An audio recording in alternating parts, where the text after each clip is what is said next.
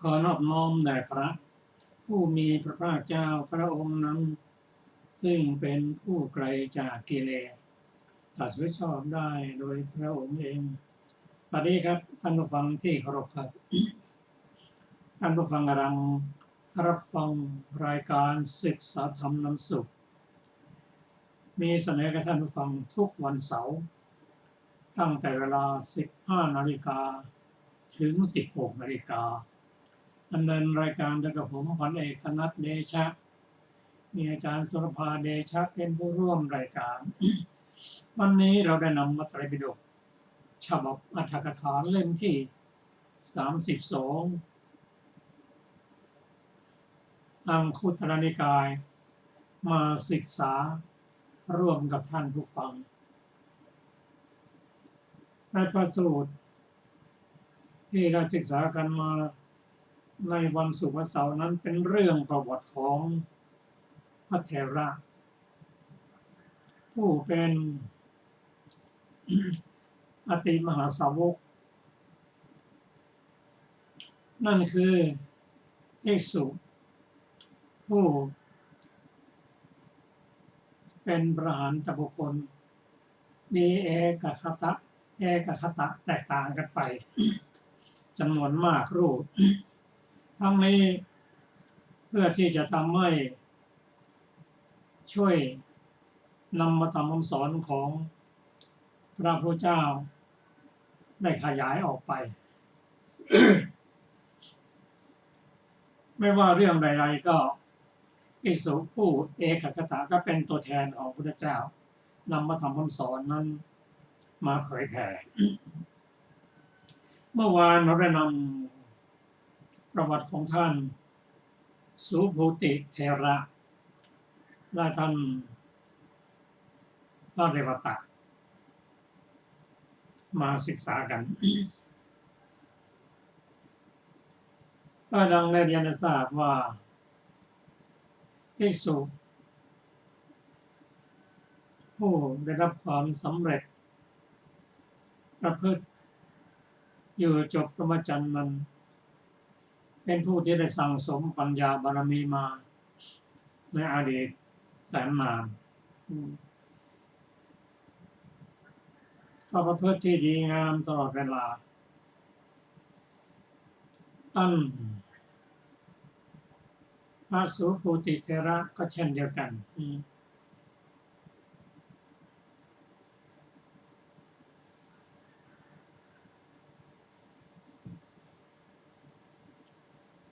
ท่านได้ชื่อว่าเป็นผู้ที่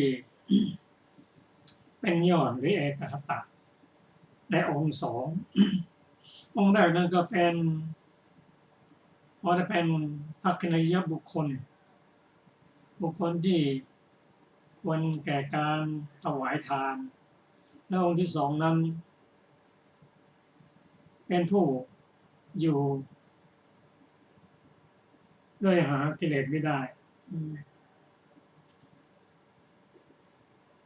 แต่ปกติแล้วพระเถระก็เป็นผู้มันมีเกศอยู่แล้วแต่ว่าพระเถระก็ได้ชื่ออย่างนั้นด้วยพระธรรมเทศนาที่ภิกษุอื่นเมื่อแสดงธรรมก็ย่อมกระทำเจาะจงกล่าวคุณบ้างโทษบ้างส่วนพระเถระนี้เมื่อท่านแสดงธรรมไม่ออกจากข้อกำหนดที่พระศาสดาแสดงแล้วเพราะฉะนั้นจึงชื่อว่าเป็นยอดของเหล่าภิกษุผู้มีปกติได้หากิเลสไม่ได้ในพระสูตรนี้ที่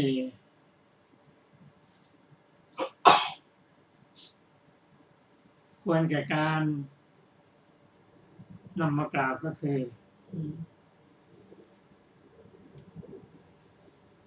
ท่านเป็นทักขินั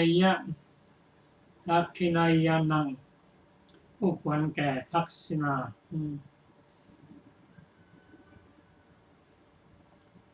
เวลาท่านไปบิณฑบาต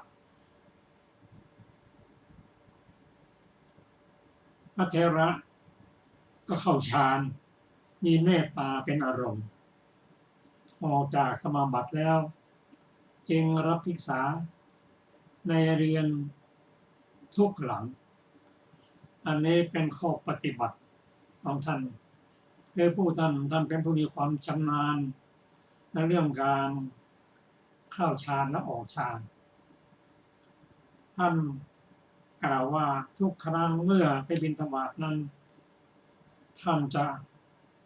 เข้าฌานสมาบัติแล้วก็ออกจากสมาบัติ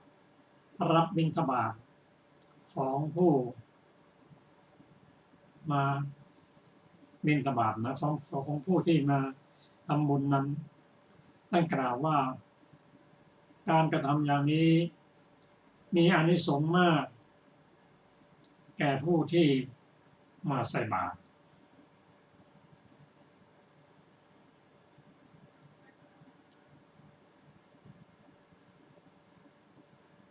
ส่วนท่านประวัติของท่านพระเรวตะนั้น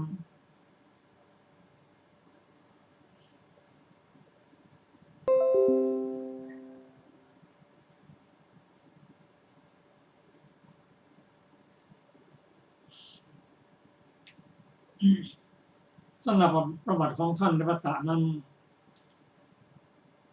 ท่านเป็นผู้ที่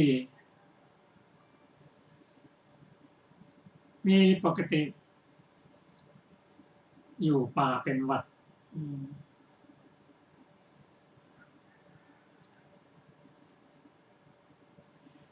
ได้ยินว่าในอดีตการนั้น พระปทุพระปทุมุตพระปทุมุตระเถระขอไป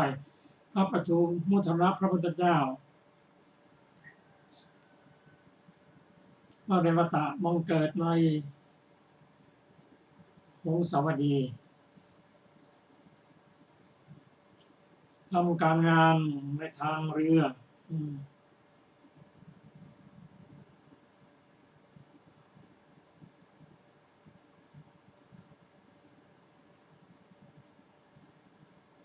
ที่ท่า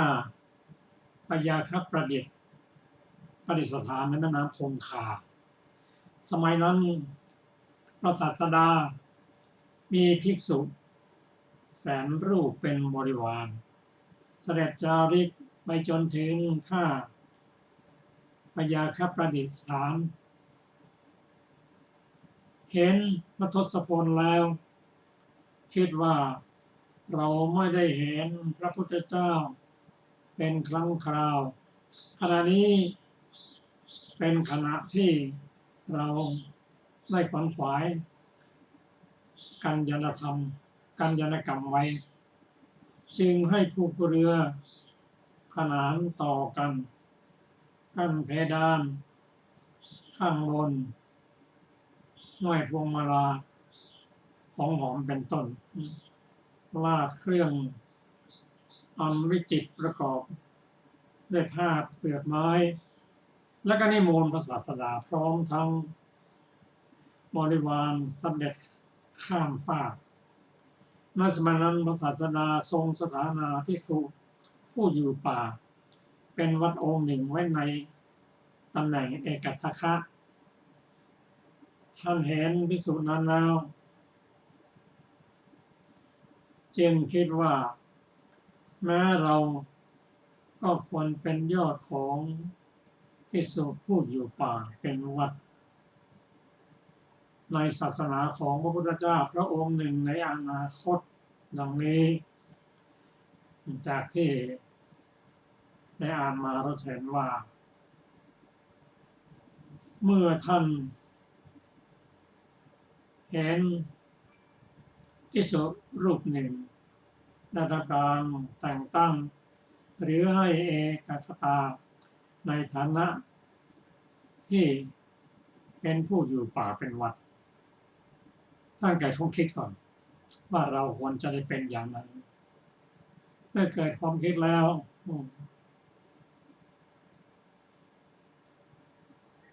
ท่านจะทำบุญถวายมหาทาน7 วันมอบหน้าแทบบาทมูลของพระศาสดาตั้งความปรารถนาว่าครั้งแรกแก่ความคิดครั้งที่สองตั้งความปรารถนาต่อหน้าพระทศพลว่าข้าแต่พระองค์ผู้เจริญแม้ข้าพระองค์พึงเป็นยอดของเหล่าภิกษุผู้อยู่ป่าเป็นวัด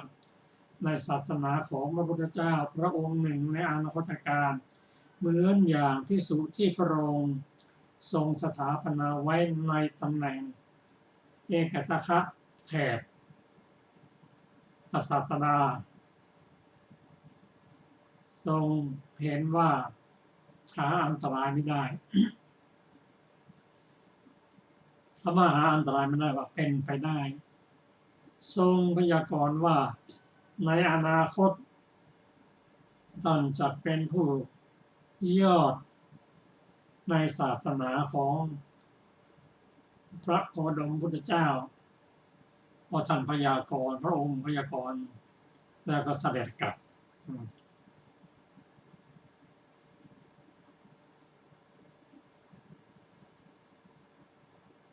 ก็ท่านเมื่อรับพยากรณ์แล้วก็ทำกัญญาณกรรมตลอดชีพคำว่ากัญญาณกรรมนั่นคือสร้างบารมีสร้างบุญสร้างกุศลเพียรว่าอยู่ในโลกมนุษย์และ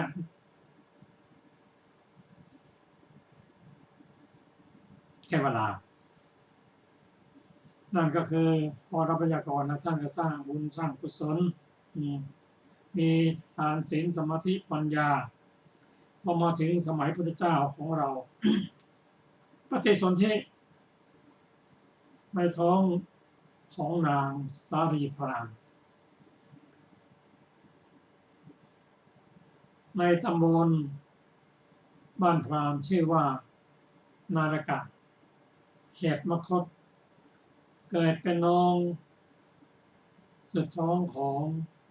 พี่ชาย3 คนผู้หญิง3 คนมารดาชื่อว่านางสาวีและตั้งชื่อว่าเรวตะคราวนั้นมารดาของท่านคิดว่าเมื่อลูกของเรา7 คนผู้ชาย3ผู้หญิง3ออกบวชหมดผู้ชาย3 คนนั่นก็ชื่อท่านอุปสิกะอุปติสสะ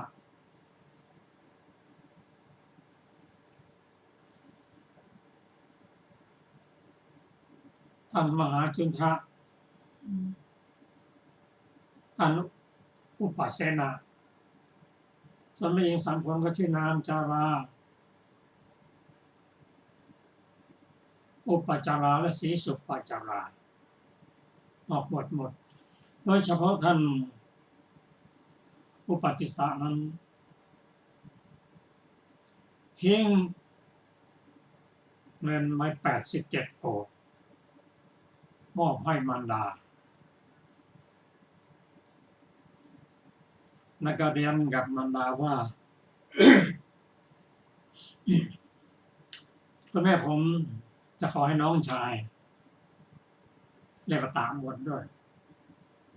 นางสาวีกล่าวว่าก็เธอ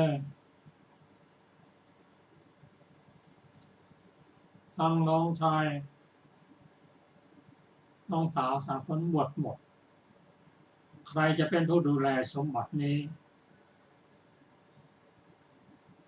ท่านเรวตะขอไปท่านอุปเสนาเรียนว่าก็สมบัตินี้ก็ทำบุญทำทานให้คนอื่นไปก็ได้คุณแม่นางสารีบอกว่า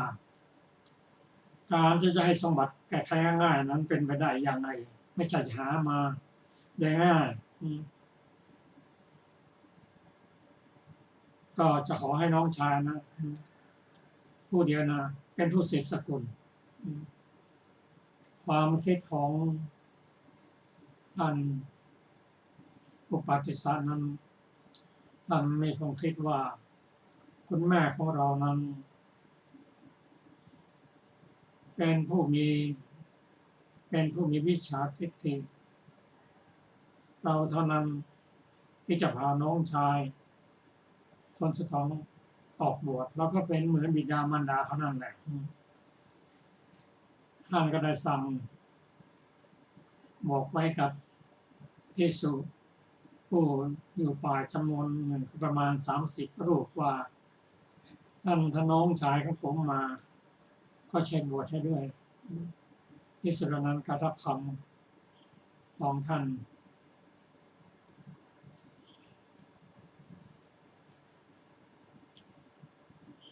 เมื่อมารดาคิดอย่างนั้นท่านเห็นว่าคิดว่าน่าจะทำวิธีหนึ่งผูกเรียนไว้กับเรวตะคุณแม่จึงหาเด็กหญิงที่มีอายุพอๆกันฐานะพอกันให้มั่นผูกใจไว้เสียก่อนก็ทำวิธีมั่นแต่งเนื้อแต่งตัวอย่างดีให้ไปสู่เรียนของคู่มั่นในการมั่นครั้งนั้นฝ่ายญาติของคู่มั่นของท่านเรวตะก็ให้พรว่าขอให้ลูกจงมีอายุยืนเหมือนกับยายทวด ซึ่งผู้เป็นผู้เห็นธรรมได้ประตามได้ฟังคำว่าเห็นธรรมท่านก็สั่นหยุดคิดว่าอะไรเนาะคุณยายเห็นธรรมก็ถามท่านว่าเห็นธรรมนั้นอย่างไรก็เธอไม่เห็นหรือยายทวดนั้นมีอายุ120 ปีนะผมหลุดลุ่ย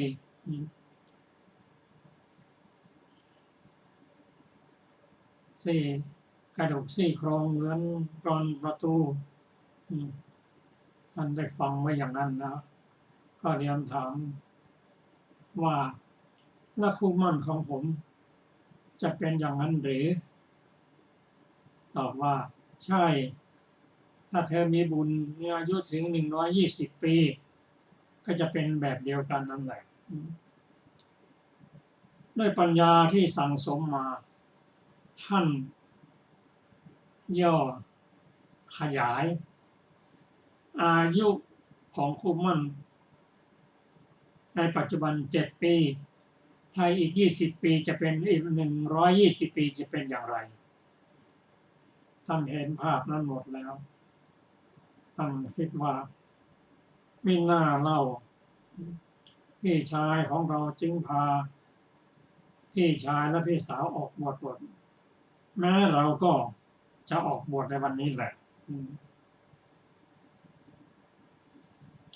ก็เมื่อการมั่นเสร็จแล้วก็นั่งยานกลับ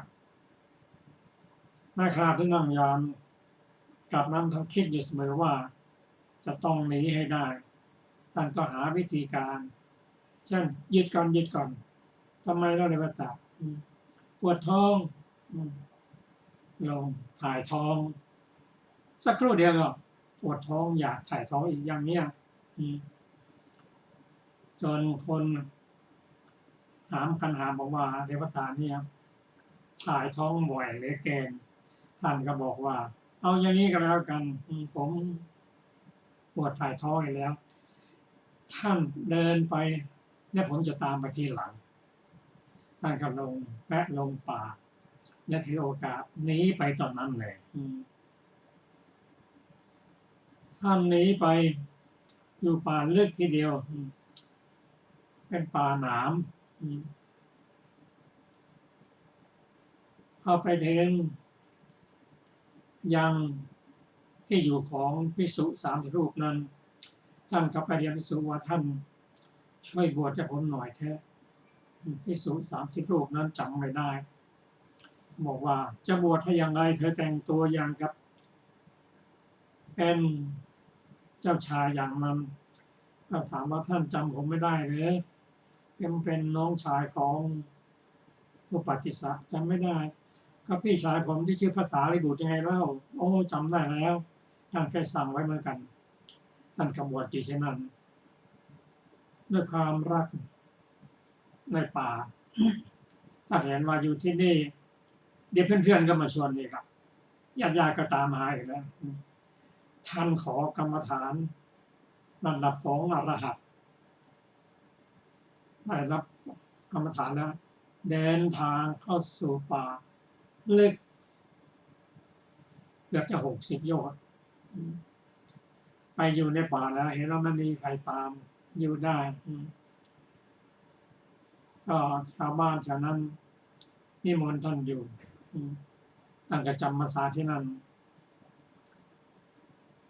ตลอด3 เดือนส่วนภาษาริบุตรนั้นได้ข่าวว่าน้องชายได้รับการอุปสมบทรับการบวชจากกรมพระเถระที่ได้สั่งการมาแล้วท่านมีความคิดถึงน้องชายอย่างแรงเขาไปกราบทูลพระพุทธเจ้าว่าพระพุทธเจ้าข้าได้ทราบว่าน้องชายของกากระผมไปบวชอยู่ในป่าจะไปเยี่ยมพระพุทธเจ้าบอกว่ายังไม่ไปยังไม่ควรจะไปท่านเข้าไปหา2 ครั้ง 3 ครั้งพระองค์ทรงห้ามไว้ทั้งนี้เพราะอะไรพระองค์ทราบด้วยญาณว่าถ้าไปตอนนี้ การบวชที่ท่านเรวตะประสงค์นั้นก็จะไม่ประสบผลสำเร็จเพราะมาอยู่ในระหว่างที่กำลังปฏิบัติธรรมอยู่พอออกพรรษาและท่านนั้นแหละข้าไปทูลขออนุญาตไปเยี่ยมน้องชายจะไปให้ได้แม่พระองค์มาตรัสว่าเอาใช่เราแม่เราก็จะไปด้วยกับภิกษุเถระจำนวนมากรูปด้วยกันก็ไปพร้อมกับท่านอัศริบุตรเดินทางไประยะหนึ่งได้ท่านพระนนท์ได้ทูลพระผู้เป็นเจ้าว่าอุจจาระนี้เป็นทางแยกที่จะไปสู่สำนักของพระเรวตะทางแยกนี้เป็นทางอ้อมระยะทาง60 โยชน์สมบูรณ์ดีส่วนทางนี้เป็นทางลัดระยะทาง30 โยชน์เส้นทางไม่ดีเป็นที่อยู่ของมนุษย์อาหารก็ไม่สมบูรณ์พระพุทธเจ้าได้ตรัสว่าอานนท์ศิวลีมาร้องกับเราหรือเปล่าอานนท์ทูลว่ามาพระเจ้าข้าถ้าอย่างนั้นไปทางลัดเลย30 โยชน์ตั้งนี้พระพุทธเจ้าทรงทราบว่าพระศิวลีนั้นมีเทวดาที่รักเคารพจำนวนมากแล้วก็ภิกษาต่างๆนั้นถ้าไปกับท่านศิวลีแล้วความขาดแคลนจะไม่มีท่านก็เดินทางไปเส้นทางลัดนั้นเทวดาพอรู้ว่าพระศิวลีตามเสด็จมาทางนี้แล้วก็เรียกว่าพระคุณเจ้าเข้ามาแล้วก็จัดที่จุดตั้งอาหารทุก1 โยชน์พระพุทธเจ้าพร้อมกับบริวารพร้อมกับภิกษุผู้เถระทั้งหมดนั้นเดินทางลัดนั้นได้ใช้อาหารของธรรมสาวลีตามบุญธรรมนั้นตลอดเวลาเรียกเฟืออันนี้ก็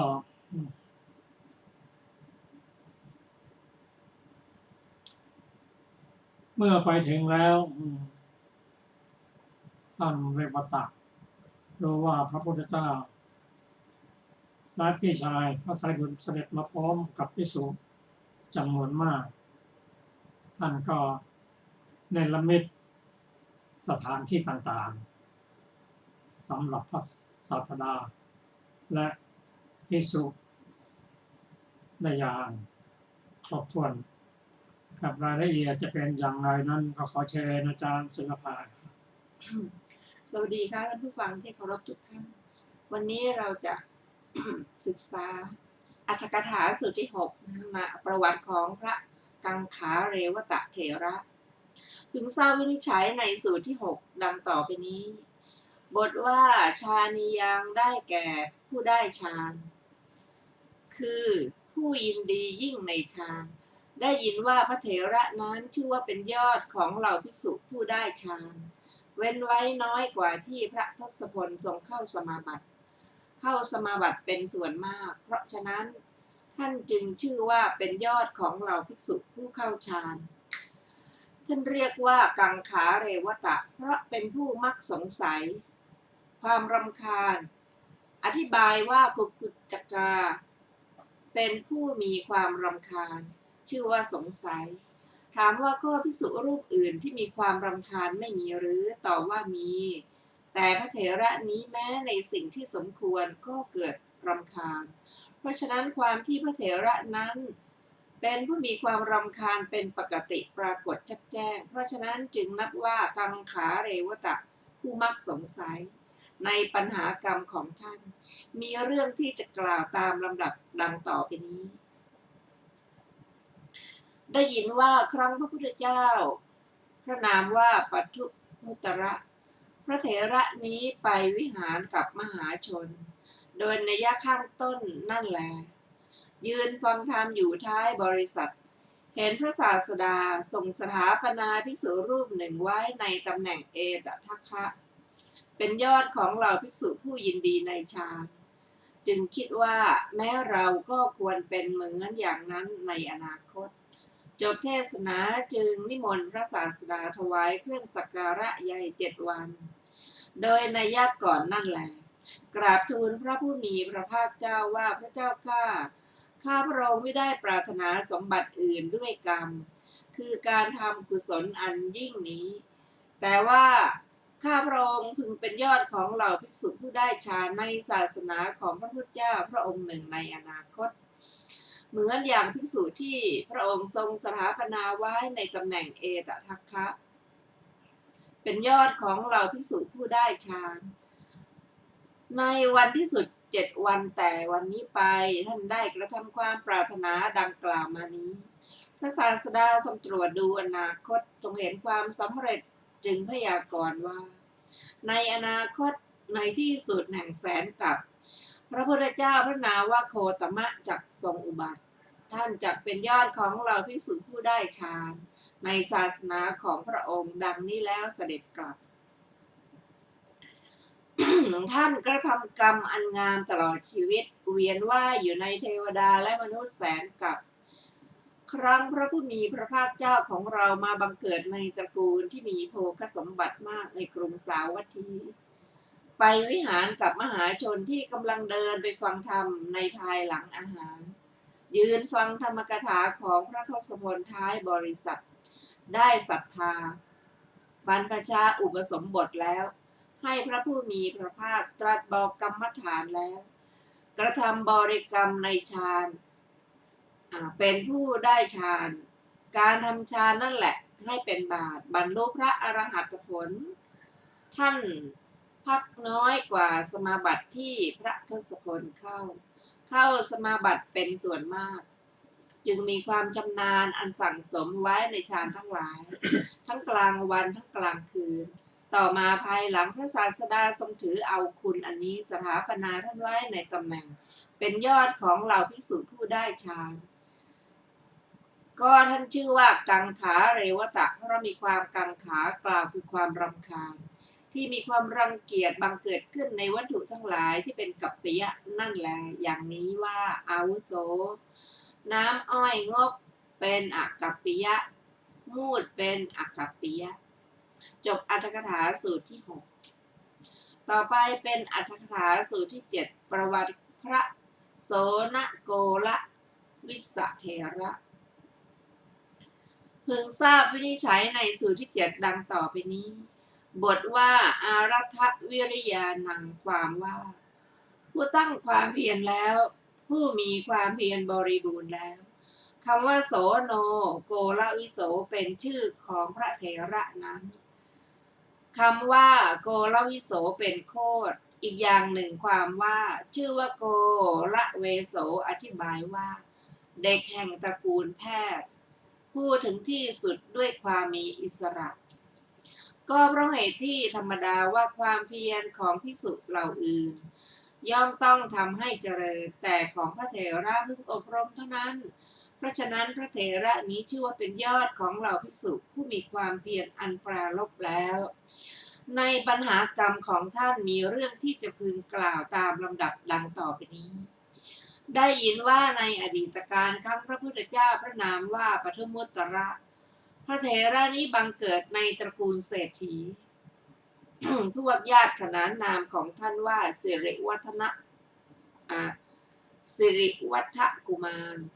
ท่านเจริญวัยแล้วไปวิหารโดยนัยก่อนนั่นแหละยืนฟังธรรมอยู่ท้ายบริษัทเห็นพระศาสดาทรงสถาปนาภิกษุรูปหนึ่งไว้ในตำแหน่งเอตทัคคะเป็นยอดของเหล่าภิกษุผู้มีความเพียรอันปราลบแล้วจึงคิดว่าแม้เราก็ควรเป็นอย่างภิกษุนี้ในอนาคต จบเทศนาจึงนิมนต์พระทศพลถวายมหาทาน7 วัน ได้กระทำความปรารถนาโดยนัยยะที่กล่าวแล้วนั่นแลพระศาสดาทรงเห็นว่าความปรารถนาของท่านสำเร็จจึงพยากรณ์โดยนัยยะก่อนนั่นแลเสด็จกลับพระวิหารฝ่ายสิริวัฒเศรษฐีนั้นกระทำกุศลตลอดชีวิตเวียนว่ายอยู่ในเทวดาและมนุษย์ล่วงไปแสนกับเมื่อพระกัสสปะทศพลปรินิพพานแล้วในกับนี้ครั้งพระพุทธเจ้าครั้งพระผู้มีพระภาคเจ้าของเราอย่างไม่สมบังเกิดก็มาถือปฏิสนธิในครอบครัวกรุงพาราณสี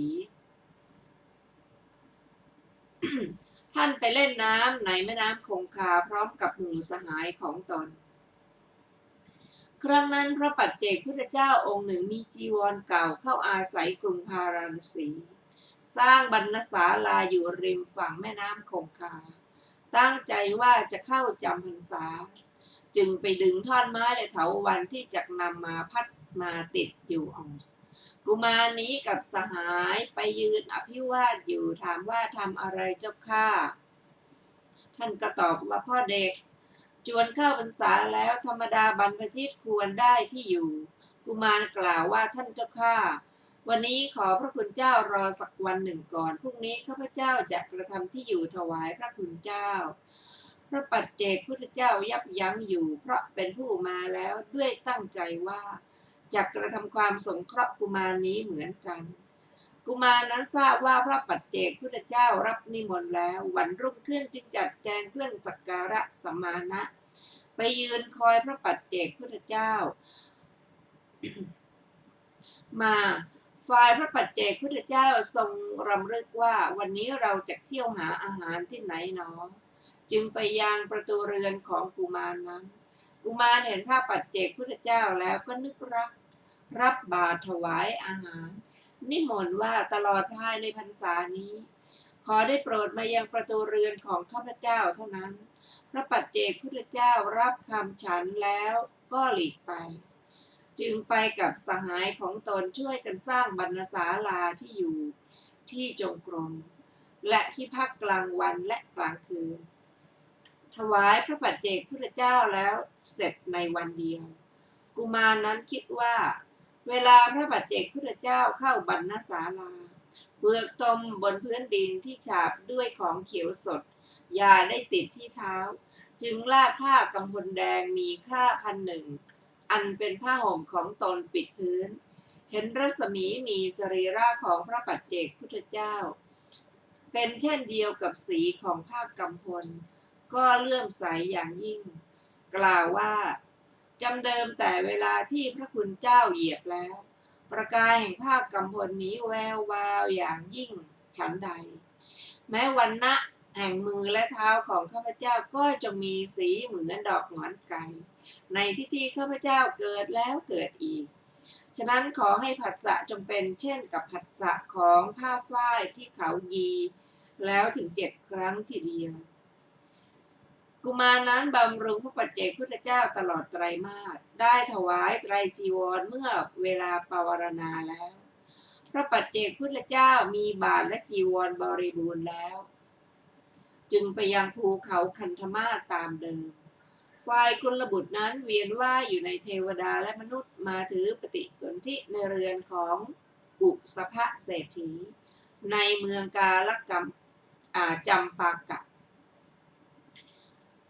ครั้งพระผู้มีพระภาคเจ้าของเราตั้งแต่เวลาที่กุลบุตรนั้นถือปฏิสนธิเครื่องบรรณาการหลายพันมาในสกุลเศรษฐี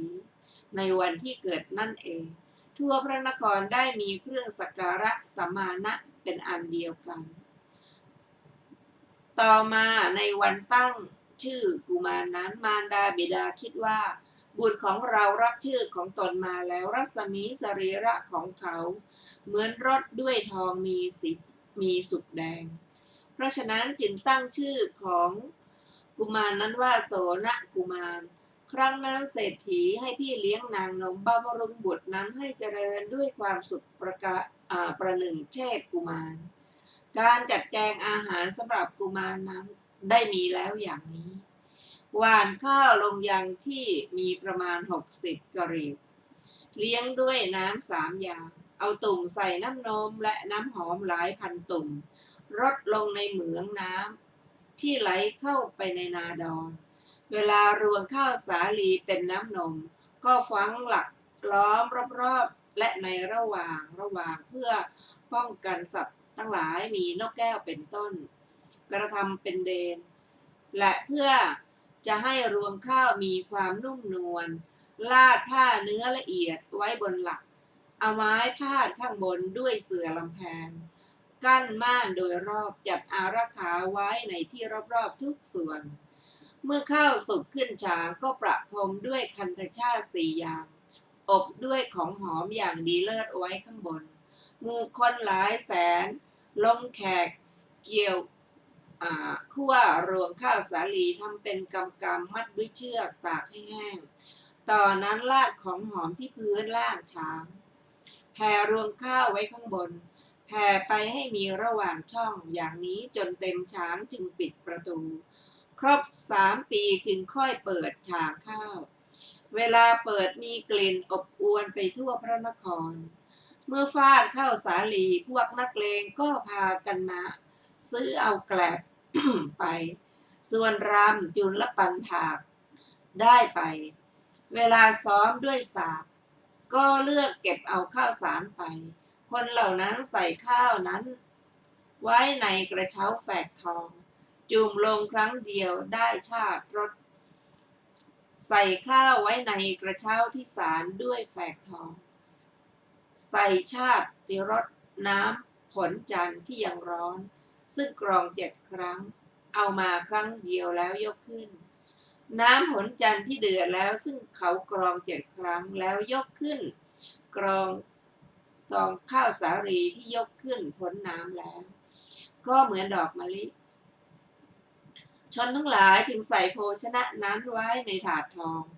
เอาไว้บนถาดเงินที่เต็มไปด้วยข้าวมัทุปายาตที่มีน้ำน้อยที่ยังร้อนอยู่ถือไปวางไว้ข้างหน้าบุตรเศรษฐีนั้นบริโภค พอยังอัตภาพให้เป็นไปสำหรับตนแล้วล้างปากด้วยน้ำที่อบด้วยของหอม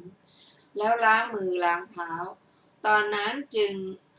นำเครื่องอบปากมีประการต่างๆมาให้แก่เศรษฐีบุตรนั้นซึ่งได้ล้างมือและเท้าแล้วลาดเครื่องลาดอันวิจิตรด้วยผ้าเปลือกไม้อย่างดีในที่เศรษฐีบุตรนั้นเหยียบฝ่ามือและฝ่าเท้าของเศรษฐีบุตรนั้นมีสีดอกหงอนไก่โลมาซึ่งมีวรรณะดุจสีแก้วมณีและแก้วขุนทนเกิดที่ฝ่าเท้าดุจสัมผัสของผ้าฝ้ายที่เขายีแล้วถึง7 ครั้งเศรษฐีบุตรนั้นโกรธใครๆ จะพูดว่าจงรู้ไว้ฉันจะเหยียบพื้นดินเมื่อเธอเจริญวัยแล้วให้สร้างปราสาท3 หลังที่เหมาะแก่ฤดูสางแล้วให้นางนอนบำเรอเศรษฐีนั้นเสวยมหาสมบัติอาศัยอยู่ปานเทพเจ้าต่อมาเมื่อพระศาสดาของเราทรงบรรลุพระสัพพัญญุตญาณทรงประกาศพระธรรมมาจากอันประเสริฐแล้วอาศัยกรุงราชคฤห์ประทับอยู่เศรษฐีบุตรนั้นอันพระเจ้ามคธตรัสเรียกมาเพื่อจะทอดพระเนตรขนที่เท้าแล้วส่งไปเฝ้าพระศาสดาพร้อมกับชาวบ้าน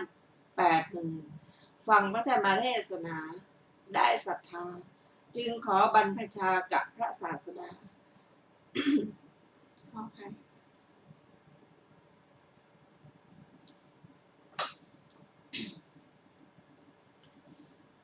ครั้งนั้นพระผู้มีพระภาคเจ้าตรัสถามเขาว่ามารดาบิดาอนุญาตแล้วหรือทรงสดับว่ายังไม่ได้อนุญาตจึงทรงห้ามว่าโสนตถาคตไม่ให้กุลบุตรที่มารดาบิดาไม่อนุญาตบวชได้เศรษฐีบุตรนั้นรับพระดำรัสของพระตถาคตด้วยเสียงกล้าวว่าดีละพระเจ้าข้าจึงไปหามารดาบิดาให้ท่านอนุญาตแล้วจึงกลับมาเฝ้าพระตถาคตได้บวชในสำนักของภิกษุรูปหนึ่งนี้เป็นความย่อในเรื่องนี้โดยพิสดาร พิธีบรรพชาของท่านมาแล้วในพระบาลีนั่นแหละเมื่อท่านได้บรรพชาอุปสมบทแล้วอยู่ในกรุงราชคฤห์หมู่ญาติและสายโลหิตเป็นอันมากและเพื่อเห็นเพื่อนเป็นอันมากต่างนำสักการะและสัมมาณะมากล่าวสรรเสริญความสำเร็จแห่งรูปแม้คนเหล่าอื่นก็พากันมาดูพระเถระคิดว่าคนเป็นอันมากยังสำนักของเราจะทำกิจกรรมในกรรมฐานหรือในวิปัสสนาได้อย่างไรถ้ากระไรเราพึงเรียนกรรมฐานในสำนักของพระศาสดาแล้วไปสุสานสีตะวันบำเพ็ญสมณธรรมเพราะคนเป็นอันมากเกลียดสุสานสัตว์นั้นจักไม่ไปเมื่อเป็นอย่างนี้กิจของเราจักถึงที่สุดได้จึงรับกรรมฐานในสำนักของพระศาสดาแล้วไปยังสีตะวันเริ่มบำเพ็ญสมณธรรมท่านคิดว่าสรีระของเราละเอียดอย่างยิ่งแต่ไม่อาจจะให้ถึงความสุขโดยความสะดวกนั่นเองแม้ถึงจะลำบากกายก็ควรบำเพ็ญสมณธรรมแต่นั้นจึงอธิษฐานการยืนและการจงกรมมีแต่โลหิตอย่างเดียวเมื่อเท้าเดินไม่ได้ก็พยายามจงกรมด้วยเข่าบ้างด้วยมือบ้างแม้ถึงกระทำความเพียรอย่างมั่นคงถึงเพียงนี้ก็ไม่อาจทำคุณแม้เพียงโอภาสให้บังเกิดจึงคิดว่าแม้หากว่าคนอื่นพึงปรารถนาความเพียรพึงเป็นเช่นกับเราไซร้แต่เราพยายามอยู่อย่างนี้ก็ไม่อาจทำมากหรือผลให้เกิดขึ้นได้เราไม่ใช่อุคติตัญญูบุคคลหรือไม่ใช่วิปจิตตัญญูบุคคลไม่ใช่นัยบุคคลเราพึงเป็นปทะปรมะบุคคลแน่แท้เราจะประโยชน์อะไรด้วยบรรพชาเราจะสึกออกไปบริโภคโภคะและกระทำบุญสมัยนั้นพระศาสดาทรงทราบความปริวิตกของพระเถระเวลาเย็นทรงมีหมู่ภิกษุแวดล้อมไปในสุสานสีตะวันนั้นทอดพระเนตรเห็นที่จงกรมเปื้อนเลือดทรงโอวาทพระเถระโดยโอวาทเทียบดังพินตรัสบอกกรรมฐานแก่พระเถระเพื่อให้ประกอบความเพียรเพลาๆลงบ้างแล้วเสด็จไปยังภูเขาคิชกูฏฝ่ายพระโสนเถระได้พระโอวาทในที่ต่อพระพักของพระทศพลไม่นานนักก็ตั้งอยู่ในพระอรหันตผลต่อมาภายหลังพระศาสดามีหมู่ภิกษุแวดล้อมทรงแสดงธรรมในพระเชตวันวิหารทรงสถาปนาพระเถระไว้ในตำแหน่งเป็นยอดของเหล่าภิกษุผู้ปรารภความเพียรจบอรรถกถาสูตรที่ 7อรรถกถาสูตรที่ 8เป็นเรื่องของประวัติพระโสนกุติกัณณเถระพึงทราบวินิจฉัยในสูตรที่ 8ดังต่อไปนี้ถ้อยคำท่านเรียกว่าวักกรณะในบทว่ากัญญาณวักกรณนางกรณานางอธิบายว่าถ้อยคำอันงามคือถ้อยคำอันไพเราะจริงอยู่พระเถระนี้กล่าวธรรมกถาด้วยเสียงอันไพเราะแด่พระตถาคตในพระคันธกุฎีเดียวกันกับพระทศพลครั้งนั้นพระศาสดาได้ประทานสาธุการแก่ท่านเพราะฉะนั้นพระเถระนั้นจึงชื่อว่าเป็นยอดของเหล่าภิกษุผู้มีวาจาไพเราะคำว่าโสนะเป็นชื่อของท่านแต่ท่านทรงเครื่องประดับหูตุ้มหูมีค่าถึงโกฏหนึ่งเพราะฉะนั้นเขาพึงเรียกว่ากุติกัณณะหมายความว่าพระโสนะผู้มีตุ้มหูราคาโกฏหนึ่งในปัญหากรรมของท่านมีสิ่งที่จะพึงกล่าวตามลำดับดังต่อไปนี้แม้พระเถระนี้ครั้งพระพุทธเจ้าพระนามว่าปัทุมุตระไปวิหารกับมหาชนโดยนัยก่อนนั้นแลยืนฟังธรรมอยู่ท้ายบริษัทเห็นพระศาสดาทรงสถาปนาภิกษุรูปหนึ่งไว้ในตำแหน่งผู้เป็นยอดของเหล่าภิกษุผู้มีวาจาไพเราะจึงคิดว่าแม้เราก็ควรเป็นยอดของเหล่าภิกษุผู้มีวาจาไพเราะในศาสนาของพระพุทธเจ้าพระองค์หนึ่งในอนาคตจึงนิมนต์พระทศพลถวายทาน7 วัน ได้กระทำความปรารถนาว่าพระเจ้าข้าพระองค์ทรงตั้งภิกษุใจวะใจไวใจไว้ในตำแหน่ง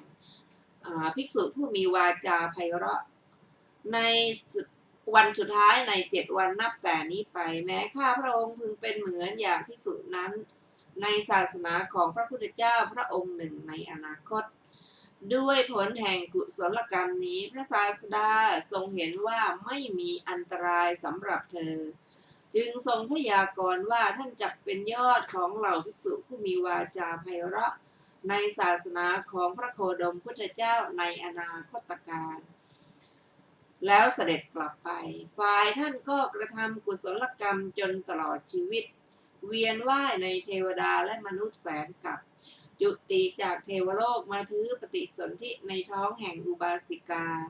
ผู้เป็นแม่บ้านของครอบครัวชื่อว่ากาลีก่อนพระทศพลของเราทรงอุบัติ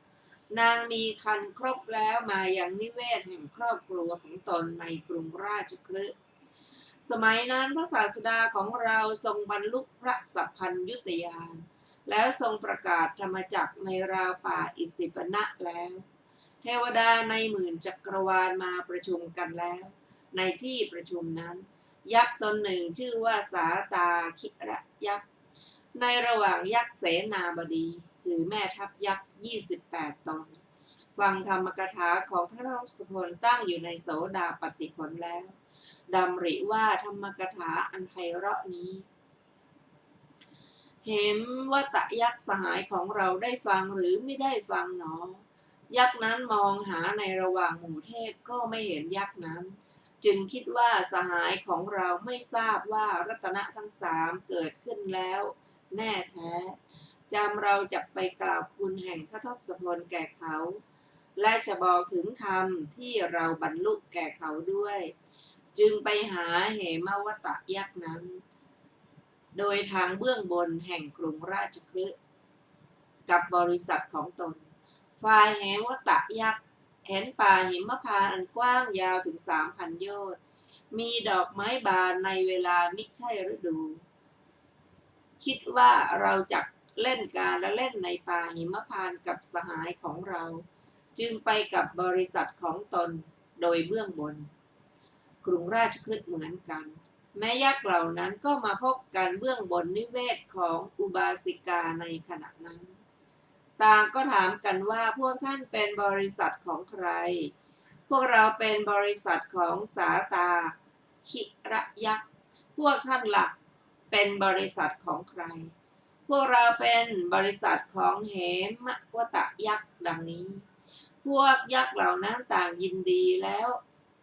ร่าเริงแล้วไปแจ้งแก่ยักษ์เสนาบดีเหล่านั้นสาตาคิระยักษ์กล่าวกับเหมวตยักษ์ว่าสหายท่านจะไปไหนเหมวตยักษ์ตอบว่าสหายเราจะไปสำนักท่านสาตาคิระยักษ์ก็กล่าวว่าเพราะเหตุไรเหมวตยักษ์ก็กล่าวว่าเราเห็นป่าหิมพานต์มีดอกไม้สะพรั่งเราจะไปเล่นในป่าหิมพานต์นั้นกับท่านสาตาคิระยักษ์ก็กล่าวว่าสหายก็ท่านจะไปได้อย่างไรท่านรู้ว่าป่าหิมพานต์มีดอกไม้สะพรั่งด้วยเหตุไรเหมวตยักษ์ก็กล่าวว่าไม่รู้สหายสาตาคิระยักษ์ก็กล่าวว่าสิทธัตถกุมารโอรสพระเจ้าสุโธทนะมหาราชยังหมื่นโลกธาตุให้ไหวแล้วทรงบรรลุพระสัพพัญญุตญาณทรงประกาศธรรมจักรอันยอดเยี่ยมในท่ามกลางเทวดาในหมื่นจักรวาลท่านไม่รู้ว่าพระธรรมจักรนั้นพระองค์ทรงประกาศแล้วหรือเหมวตยักษ์ก็กล่าวว่าไม่รู้ดอกสหายสาคิระยักษ์ก็ท่านสำคัญว่าที่ว่าประมาณเท่านั้นนั่นเชียวมีดอกไม้บานสะพรั่งแต่ทั่วหมื่นจักรวาลเป็นเสมือนดอกไม้กลุ่มเดียวกันในวันนี้เพื่อสักการะบุรุษนั้นน่าสหาย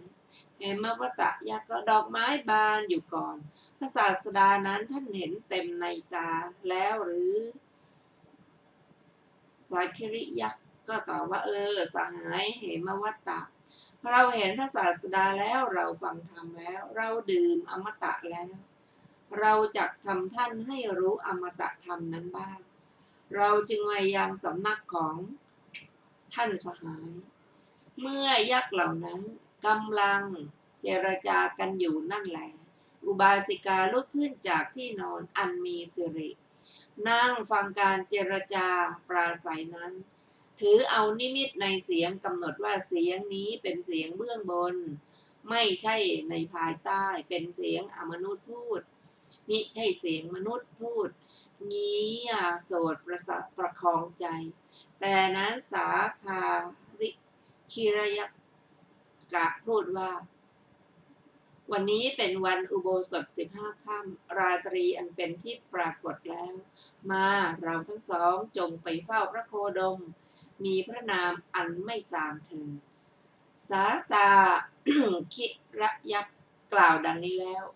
เหมะวตยักษ์กล่าวว่าพระโคดมผู้คงที่ทรงตั้งพระทัยไว้ดีแล้วในสัตว์ทั้งปวงหรือพระโคดมทรงกระทำความดำริ